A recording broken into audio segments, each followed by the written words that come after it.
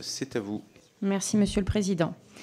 Madame la Ministre, Monsieur le rapporteur, le groupe démocrate prend note par ce texte que le gouvernement a pour objectif de réduire l'inflation. Nous soutenons cette initiative du gouvernement et espérons que la négociation entre les distributeurs et les industriels le permettra. Le gouvernement propose d'avancer donc des négociations commerciales au 15 janvier entre les distributeurs et les multinationales, tout en laissant les PME-ETI négocier jusqu'au 1er mars. Pour bien connaître ce sujet, ayant négocié dans les box de distributeurs, comme vous le disiez, Madame la Ministre, des nuits entières, et j'ajouterai dans des conditions difficiles pour les fournisseurs, je tiens à alerter le gouvernement sur le fait que cette proposition de texte pourrait desservir nos PME-ETI dans sa rédaction actuelle. Dans ces négociations, l'objectif est de négocier un prix face à des contreparties. Or, par ce texte, quand les multinationales auront négocié au 15 janvier leur contrepartie, les PME-ETI ne pourront négocier de manière équilibrée en passant après les grandes entreprises. Cette année, le contexte des taux d'intérêt élevés va inviter les distributeurs à limiter leur stock, encore plus qu'à leur habitude.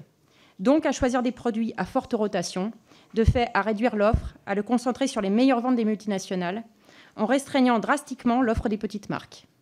Or, les consommateurs apprécient aussi de trouver de la diversité dans leurs rayons au travers des produits de PME françaises et des produits locaux. Tout en protégeant les consommateurs face à l'inflation, le modèle économique dans lequel nous sommes encore favorise les distributeurs et les multinationales. La politique du prix bas, portée avec force par certains distributeurs, dessert nos agriculteurs, nos PME-ETI et sert aux Français des produits alimentaires de basse qualité.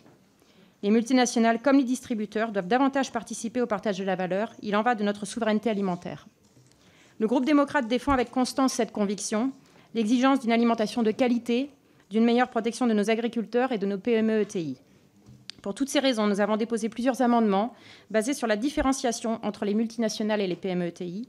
Ce projet de loi est l'occasion d'inscrire à titre temporaire cette différenciation dans le Code de commerce. Le groupe démocrate propose donc que la date butoir des PME-ETI soit 15 jours avant celle des multinationales.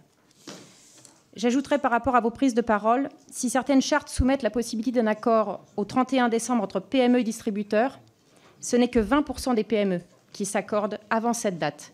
80% donc ne s'accordent pas avant et donc vont jusqu'au 1er mars.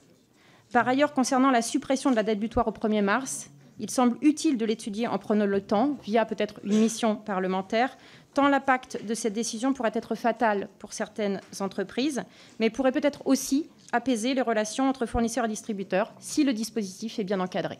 Je vous remercie.